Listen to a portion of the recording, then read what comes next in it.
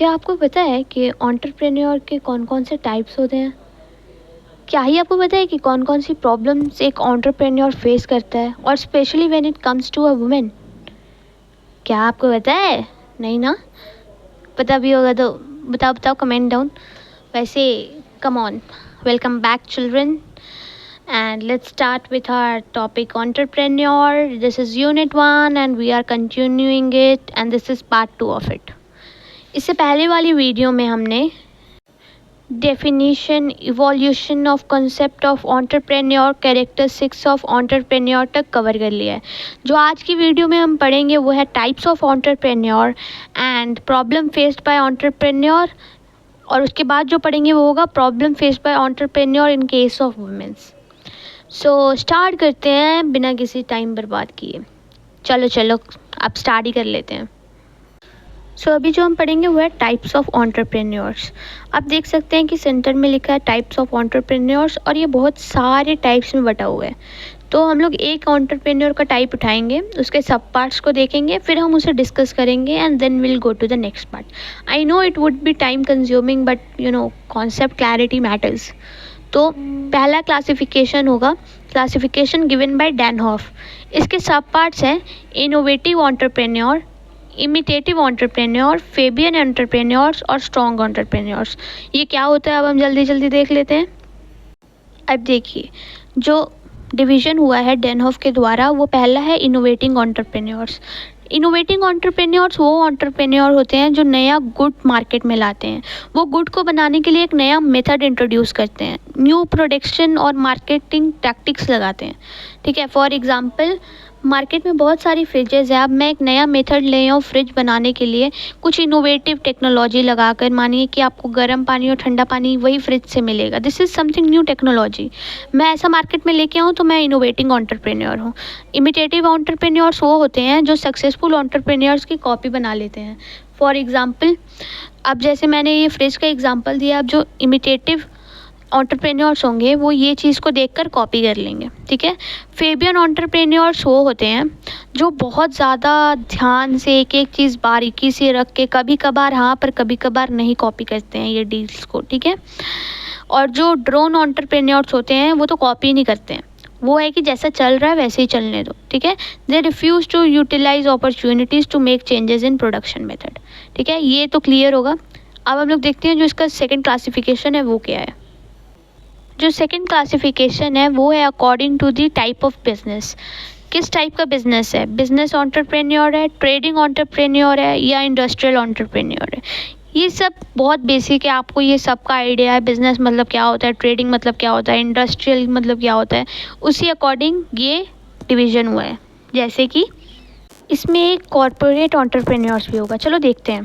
According to the business type, business entrepreneur वो होते हैं जो एक न्यू प्रोडक्ट बनाने का आइडिया लाते हैं रियलिटी में। मानो मैंने सोचा कि मैं ऐसा फ्रिज बनाऊंगी जो गर्म पानी ठंडा पानी दोनों दे, और मैं ये ऐसी चीज़ बनाना मार्केट में ले आऊँ, तब मैं एक बिजनेस एंटरप्रेन्योर हूँ। ट्रेडिंग एंटरप्रेन्योर वो होते हैं जो मतलब मैन्युफैक्चरिंग से डील नहीं करते हैं, वो एक्सचेंज से डील करते हैं। ट्रेड मतलब एक्सचेंज। इंडस्ट्रियल एंटरप्रेन्योर्स वो एंटरप्रेन्योर्स होते हैं जो इंडस्ट्रीज का यूनिट सेट करते हैं, रिसोर्स प्रॉफिट ये सबसे डील करते हैं।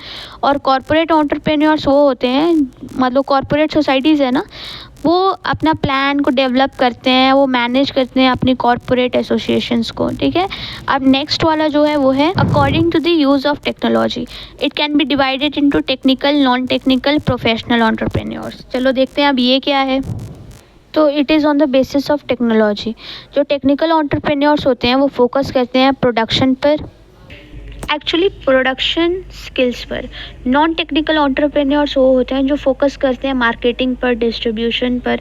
और प्रोफेशनल एंटरप्रेन्योर्स वो होते हैं जो नया बिजनेस सेटअप करने पे ध्यान देते हैं। अब मानो मैंने कोई नया प्रोडक्ट बनाया है तो मैं टेक्निकल एंटरप्रेन्योर हूँ, मैं उसे एक्सचेंज कर रही हूँ तो मैं नॉन टेक्निकल हूँ, और मैं वही चीज़ का बिजनेस सेटअप कर ले रही हूँ तो मैं प्रोफेशनल एंटरप्रेन्योर हूँ। अब हम डिस्कस करते हैं जो आपका अलग टॉपिक है, मतलब टॉपिक नहीं बोलेंगे भाई, बोलेंगे वो सब पार्ट है, टाइप है एक, वो है according to the gender and age. तो जेंडर में हम लोग डिवाइड कर सकते हैं मेल और फीमेल में, तो main entrepreneurs and women entrepreneurs.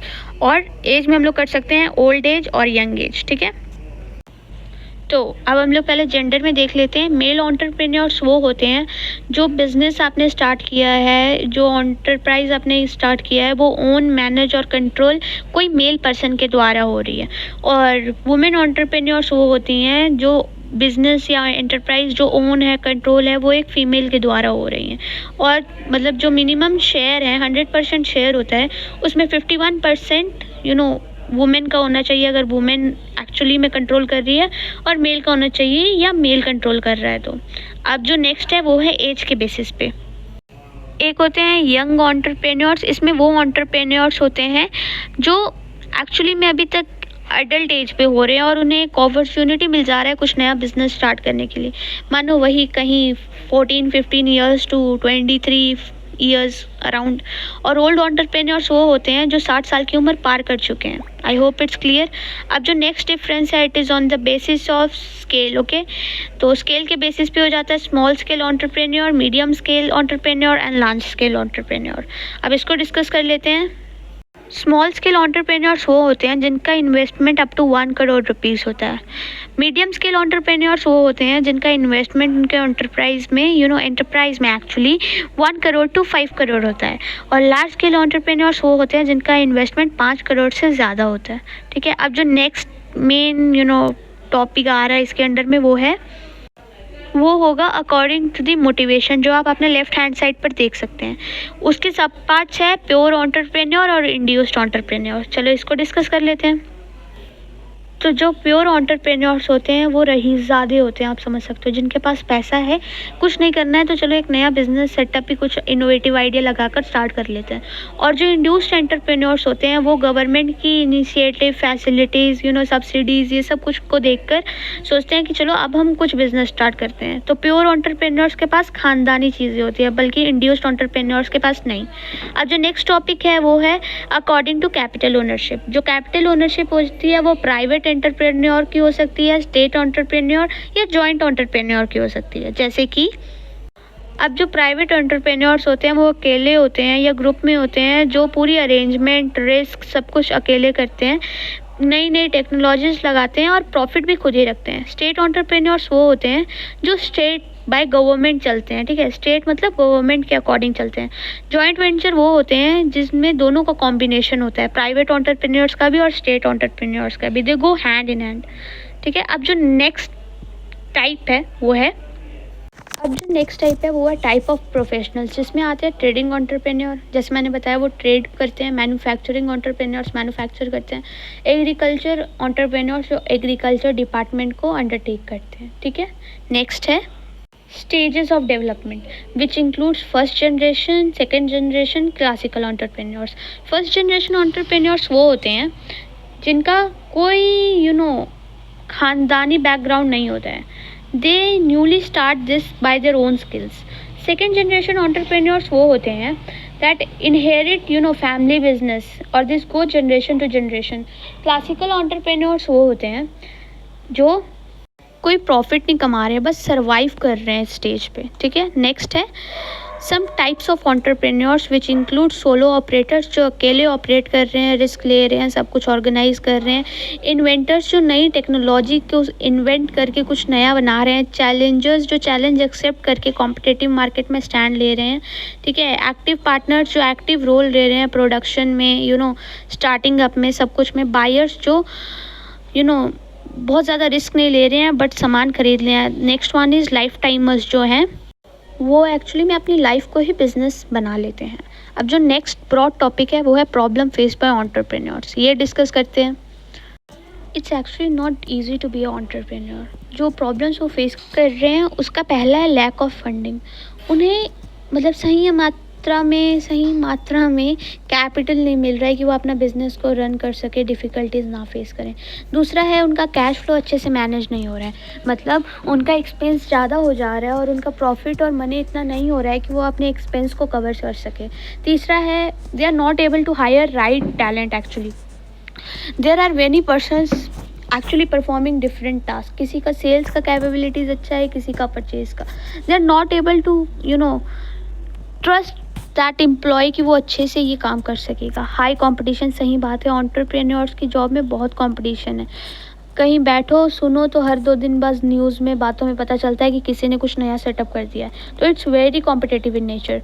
Marketing and sales इसमें बोला जा रहा है कि one could reach this high peak with marketing strategy which need to be actually analyzed very toughly. बहुत टाइम लगता है, बहुत टाइम कंजम्पशन होता है ये सब एनालाइज करना। अब जो next problems that they face are customer reaction. मतलब कई कस्टमर्स तो लॉयल रहते हैं, बट कभी कभार ऐसा हो जाता है कि कस्टमर आपको फर्स्ट प्रायोरिटी नहीं देते हैं। मानिए उनको कहीं और से ज़्यादा अच्छी सर्विस मिल गई तो सही सी बात है, वो वहीं पर जाएंगे। और नेक्स्ट है लीगल एंड रेगुलेटरी कॉम्प्लिनेंस। इसमें बोला जा रहा है कि बहुत सारे लॉज, रेगुलेशंस और टैक्सेस होते हैं, हर रीजन पर अलग अलग होता है। जैसे मानिए मैं जहाँ पे रहती हूँ, मेरा वो प्रोडक्ट की सेल मैं रूरल एरिया में रहती हूँ और अर्बन एरिया में डिमांड है, तो बहुत दूर है अर्बन एरिया, तो मुझे कस्टम ड्यूटीज़ पे करनी पड़ेगी, अलग अलग टैक्स की नीड होती है। वर्क लाइफ बैलेंस, अगर एंटरप्रेन्योर है इंसान तो इट्स नॉट वेरी इजी कि वो अपनी पर्सनल लाइफ और सोशल लाइफ और बिजनेस लाइफ को मैनेज करके चल सके। Next one is technology and innovation.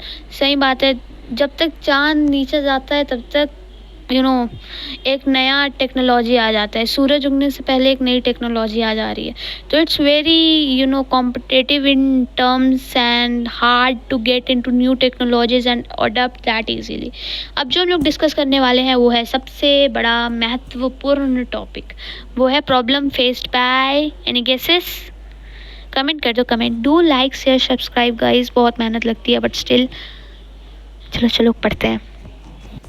ये है problems faced by women entrepreneurs. Women entrepreneurs वो होती हैं जो बिजनेस एंटरप्राइज रन कर रहा है, वो ओन वुमेन्स करती हैं, ठीक है, रिस्क वुमेन बियर कर रही हैं। अब इनकी प्रॉब्लम्स क्या क्या हो सकती है? Access to funding. सही बात है, वुमेन्स बहुत इजीली फंड नहीं जमा कर सकती हैं। कैपिटल लोन्स उन्हें इतना जल्दी नहीं दिया जाता है, क्यों? क्योंकि उनके पास बायलैटरल प्रॉपर्टी नहीं होती है ज़्यादातर कि वो किसी को गिरवी दे सकें। जेंडर बायस और स्टीरियोटाइप बहुत ज़्यादा होता है। सही बात है, अगर आप बाहर सोसाइटी में अभी भी जाके देखोगे तो थोड़ा सा जेंडर बायस है। कहीं कहीं ऐसा होता है कि वो मेल चाइल्ड को ज़्यादा प्रेफरेंस देते हैं, ये भी एक प्रॉब्लम रही है। Balancing work and family. सही बात है, सीरियल्स में तो आपने देखा ही होगा कि कई सासें होती हैं, दे यूज्ड टू से कि खाना पकाओ उसके बाद जो काम करना है करो। It's not possible in any terms कि आप फैमिली का ये सब और वो भी मैनेज करो। कई होती हैं super womens who do this, but not for everyone, तो दैट्स एक्चुअली प्रेशराइजिंग। नेक्स्ट है नेटवर्किंग बैरियर्स। नेटवर्किंग बैरियर्स मतलब आप मानिए मैं एंटरप्राइज में काम कर रही हूँ, वहाँ पर मेल्स भी हैं, मुझे उनसे बात करनी पड़ेगी खुलकर। कई टर्म्स पर होता है कि मैं झिझक जाऊँगी, तो that leads to some barrier जिससे मेरी रीच कम हो सकती है। Next is lack of mentorship. क्योंकि फीमेल जो है वो बहुत कम इंडस्ट्रीज़ में मेंटर का काम करती है, क्योंकि उन्हें गाइडेंस और सपोर्ट ही नहीं मिला है ना। अब जो नेक्स्ट है वो है कॉन्फिडेंस इशू। ये अराइज होता है सोसाइटी के एक्सपेक्टेशंस के साथ। सोसाइटी चाहती है कि एक फ़ीमेल सब कुछ मैनेज कर ले, जो एक इंसान से नहीं हो सकता है। This lead to taking risk, hesitation in decisions and etcetera. Discrimination वो तो बाय बर्थ मिला हुआ है बोला जाए तो। Discrimination is something that is equal treatment, negotiation. If I make a boy and a girl sit and I prioritize actually a boy in the terms of anything, in money, in giving him salary, this is discrimination. Limited access to resources. Very efficient की resources जो है उसकी access बहुत कम हो जाती है females के पास। कैसे? पहले प्रॉपर्टी राइट्स नहीं थी, तब हमारे पास एक्सेस बहुत कम थी। आज है ना, उस टाइम तो नहीं थी ना, और धीरे धीरे ये एक्सेस बढ़ भी रही है। The next one is work place safety. It says that women entrepreneurs are doing job. तो ऐसे तो नहीं होगा ना कि they will have only morning shift, it's possible they can have night shift. तो वर्क सेफ्टी एक बहुत वर्क सेफ्टी जो काम कर रही है उसमें भी वो सेफ़ रहे, और वर्क जहाँ कर रही हैं वर्क प्लेस सेफ्टी वहाँ पे भी वो सेफ रहें। एंटरप्रेन्योर्स वुमेन्स का तभी राइज हो सकता है और प्रॉब्लम नहीं फेस करेगा जब उनकी वर्क प्लेस सही होगी। अब जो लास्ट वाला है वो बोल रहा है सोशल एक्सपेक्टेशंस। वुमेन जो है वो कभी कभार प्रेशराइज फील कर लेती है सोशल एक्सपेक्टेशन से। मतलब डोमेस्टिक रोल्स मेंटेन करना पड़ता है और फोकस करना पड़ता है, फोकस बहुत अच्छे से सोशल लाइफ पर भी और डोमेस्टिक लाइफ पर भी।